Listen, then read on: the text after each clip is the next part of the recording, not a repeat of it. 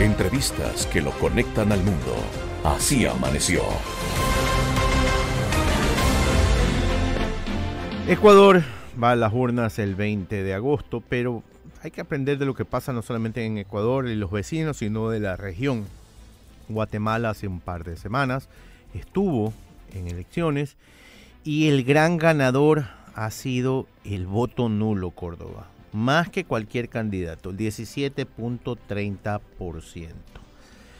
El absentismo fue del 40%.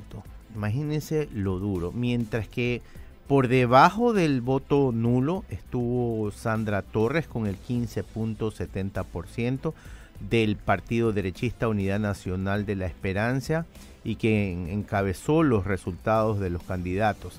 La gran sorpresa de estas elecciones fue la izquierda de Bernardo Arévalo del movimiento Semilla, que obtuvo el 11.80% de los votos y que en ninguna de las encuestas aparecía como favorito. Y ahora criticada por Estados Unidos esa elección, ¿no? Imagínense, es que hasta Human Rights Watch ha dicho, y le digo exactamente lo que dice Human Rights Watch en este momento, ha dicho que Guatemala está como un Estado de Derecho en riesgo. Para hablar del tema y que nos explique un poquito más, hemos llamado a Guatemala a don Ricardo Sanz de Tejada. Él es antropólogo y politólogo, profesor de la Escuela de Historia, Antropología y Arqueología de la Universidad San Carlos de Guatemala. Don Ricardo, buenos días, ¿cómo está? Buenos días, muy bien, aquí a sus órdenes. Ricardo, cuéntenos, ¿qué pasó en estas elecciones? Un voto de abstención altísimo, un voto nulo que, digámoslo de alguna manera, fue el candidato más votado, y una sorpresa al final con un participante de izquierda que no era considerado dentro de los favoritos. Exactamente, tal vez ahí para contextualizar es importante señalar que desde 2016, el segundo semestre de 2016, el Estado guatemalteco fue capturado por una coalición de redes de corrupción que nosotros denominamos el Pacto de Corruptos. Este pacto controla el Ejecutivo, controla el Legislativo, controla las Cortes, controla a la autoridad electoral. Y de cara a las elecciones de 2020, su intención era crear los mecanismos para continuar en el ejercicio del gobierno. Para ello, y entre enero y junio de este año, descalificaron a 3 de los candidatos que tenían mayor intención de voto. Telma Cabrera, del Movimiento para la Liberación de los Pueblos, una candidata indígena que desafiaba el statu quo. Roberto Arzú, hijo del expresidente Álvaro Arzú, que a pesar de pertenecer a las familias de las élites, asumió un discurso antioligárquico y que también fue excluido del proceso electoral con argucias legales. Y finalmente Carlos Pineda, un empresario exitoso que frente a la exclusión de los otros candidatos y asumiendo él mismo también un discurso contra las élites políticas, su partido fue cancelado, de tal suerte que no pudo participar en las elecciones.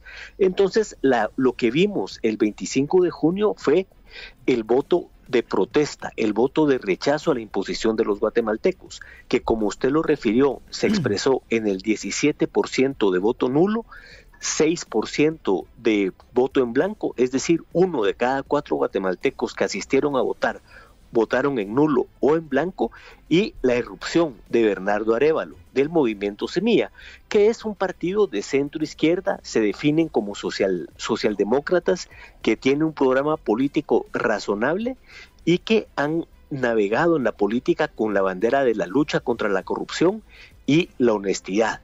Esto, por supuesto, alteró al statu quo, alteró a las mafias que en la semana pasada hicieron todos los movimientos para tratar de suspender las elecciones. A eso han llegado. 9 de los partidos perdedores presentaron un recurso ante la Corte de Constitucionalidad que este sábado, de manera completamente anómalo, dictaminó suspender la oficialización de los resultados, en tanto que no se revisen las actas electorales, lo que es una trampa. Por eso es que Human Rights está señalando la gravedad de la situación. No es por los resultados electorales, sino porque las autoridades se niegan a reconocernos, se niegan a reconocer el paso de la señora Torres y de Bernardo Arévalo a segunda vuelta, y lo que pretenden es posponer la oficialización de los resultados electorales e introducir incertidumbre. Ricardo, por lo que lo estoy oyendo, entonces este pacto no ha podido acercarse a ninguno de los dos ganadores de las últimas elecciones.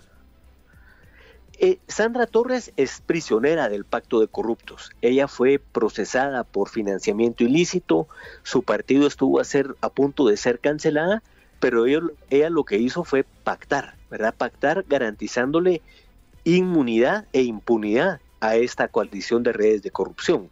Sin embargo, el triunfo la llegada de Bernardo Arévalo a segunda vuelta hace inevitable su triunfo, porque digamos, el grueso de la ciudadanía se está volcando por Semilla, no porque apoye particularmente su programa o su propuesta, sino porque significa la posibilidad de rescatar el Estado de Derecho y reconstruir la institucionalidad democrática. Entonces, si Bernardo Arévalo dejan que participa, hay un 90% de probabilidades de que gane en segunda vuelta y se convierta en el próximo presidente de Guatemala. ¿Quién lidera todo este pacto de la corrupción? Es un tema difícil de comunicar, porque es una coalición de redes que incluye a políticos, incluye a funcionarios, incluye a personas que están detenidas en los centros penitenciarios por cargos de corrupción, grupos criminales y militares, tanto en activo como en situación de retiro. Entonces, lo que hacen estas redes es instalarse en las distintas entidades públicas, coordinarse para garantizar la continuidad de la corrupción y la impunidad. Por eso es que, por ejemplo, en Guatemala, la Corte Suprema de Justicia y las Cortes de Apelaciones terminaron su mandato hace más de 3 años. Sin embargo, ilegalmente se han mantenido en sus puestos porque el Congreso, cuya mayoría pertenece a estas redes, se niega a elegir nuevas cortes. La verdad es que la situación, por lo que se oye del lado de acá, es durísima, sobre todo si hay una red tan grande y tan metida en la política de un país. Llegar a ser presidente no siendo de parte de esa red ha de ser muy complicado. ¿Qué están haciendo los candidatos, los que supuestamente hasta ahora ganaron en la primera vuelta? ¿Qué están haciendo ellos para que esto no suceda y poder seguir adelante con las elecciones? Sandra Torres está teniendo una posición ambigua. Ella apoyó a este grupo de 9 partidos que impugnaron los resultados electorales, porque ella dice que tienen que revisarse las actas para garantizar que, entre comillas, que los votos se hayan contado bien. Por su parte, Bernardo Arévalo el sábado en la noche se hizo presente en la Corte de Constitucionalidad para manifestar que tanto él como el Movimiento Semilla y el pueblo de Guatemala están decididos a defender los resultados electorales.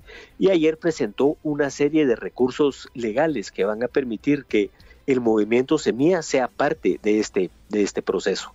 Aquí el problema es que esta suspensión de los resultados electorales es completamente ilegal, pero fue avalada por el máximo órgano judicial, que es la Corte de Constitucionalidad, que está integrada justamente por representantes de estas estructuras, un representante del presidente, un representante del Congreso, un representante de la Corte Suprema de Justicia, un representante de la Universidad de San Carlos, etcétera, ¿verdad? Entonces también expresa esta coalición de intereses que están dispuestos a hacer lo impensable para mantener sus privilegios y su impunidad.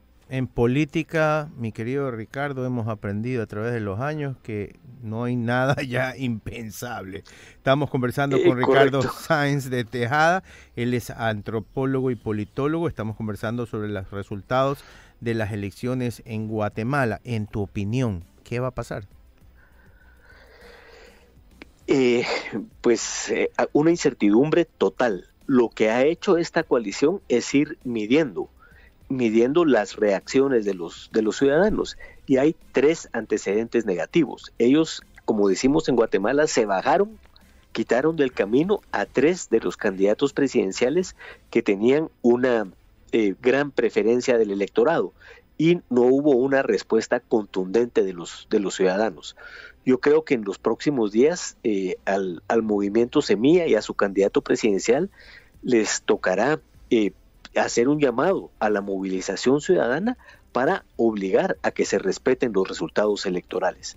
De lo contrario, esta gente es capaz de posponer la segunda vuelta electoral e intentar prolongarse indebidamente en su mandato. Pero esperamos que entren en razón y que la segunda vuelta se realice como está programado también el 20 de agosto de este año.